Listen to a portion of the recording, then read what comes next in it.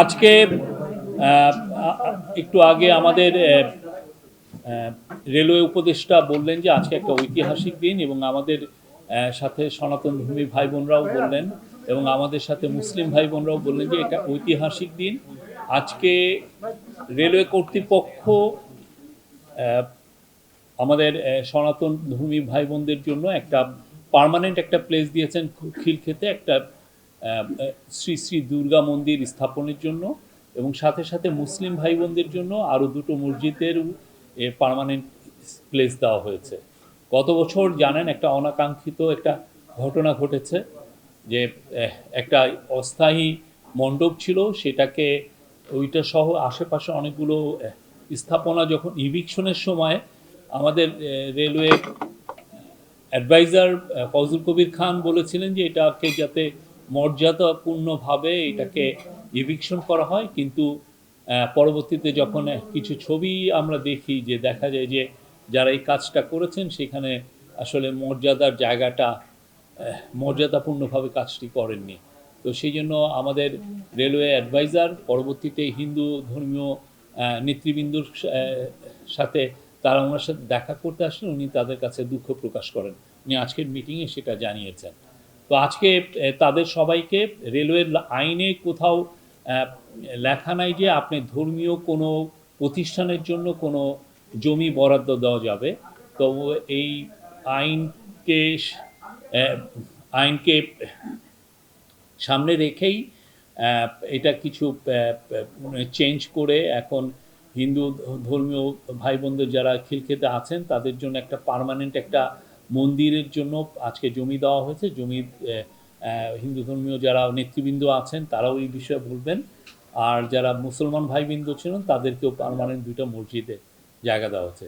তার আগে আজকে চন্দ্রনাথ মন্দির, আপনি জানেন চন্দ্রনাথ হচ্ছে আমাদের বাংলাদেশে হিন্দু ধর্মীয় সনাতন ধর্মী ভাই বোনদের সবচাইতে মহাতীর্থ যেটা বলে 51টি পীঠের একটি, এবং এটা হাজার হাজার বছর ধরে এই জায়গাটা আছেন।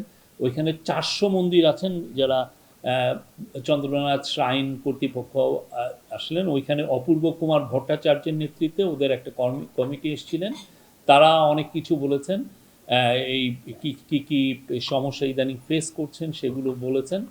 আমাদের 3 জন উপদেষ্টা ছিলেন, ফজল কবির খান, বিধানচন্দ্র রায় পোদ্দার এবং আমাদের ধর্মীয় উপদেষ্টা আফম খালিদ, তাদের কথাগুলো শুনেছেন, এবং তাদের কথার প্রেক্ষিতে ফজল কবির খান বলে দিয়েছেন যে চিটাং ডিসি এবং চিটাং পুলিশকে বলে দেওয়া হয়েছে এবং ওদের ইন্টেলিজেন্স এজেন্সি ওইখানে যেন কেউ ধর্মীয়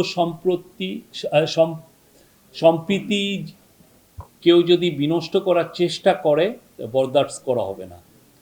কোনো ধরনের কোনো কেউ যদি এটা মনে করেন যে ওইখানে যে কোনো রকমের কোনো উস্কানিমূলক কাজ বা ধর্মীয় সম্প্রীতি নষ্ট করার চেষ্টা করেন, এটা কোনো বরদাস্ত করেন। এবং এই পরিপ্রেক্ষিতে উনি চিট্টগাংয়ের মাঠ প্রশাসন, চিট্টগাংয়ের এই সীতাকুণ্ডের ইউএনও, চিট্টগাংয়ের ডিসি, চিট্টগাংয়ের পুলিশ কর্তৃপক্ষ এবং সেইখানে যারা ইন্টেলিজেন্স এজেন্সির যারা কাজ করেন সবাইকে নির্দেশনা দেওয়া হয়েছে।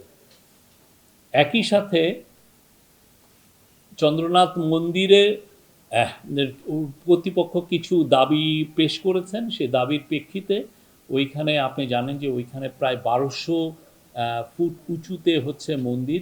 তো ওইখানে যে সিঁড়ি বেয়ে যেতে যেতে অনেক সময় ওই সিঁড়িটা যেই অবস্থা আছে সেটাকে আরও ডেভেলপমেন্ট করা লাগবে, সেটার আজকে তাৎক্ষণিক এই 3 জন উপদেষ্টা নির্দেশ দিয়েছেন যে যাতে এই সিঁড়ির ডেভেলপমেন্ট কাজটা খুব দ্রুত শুরু করা যায়। এছাড়া অন্যান্য যা দাবি আছে সেটা নিয়ে তিনি উপদেষ্টা নির্দেশ দিয়েছেন তারা যেন চিটাং ডিসি, সীতাকুণ্ডের ইউএনও, চিটাংয়ের এসপি সবার সাথে কথাবার্তা বলেন, এবং আমরা আশা করছি এইখানে অন্য যে ধরনের কোনো সমস্যা যদি থাকে সেগুলো খুব দ্রুত রিজলভ করা হবে।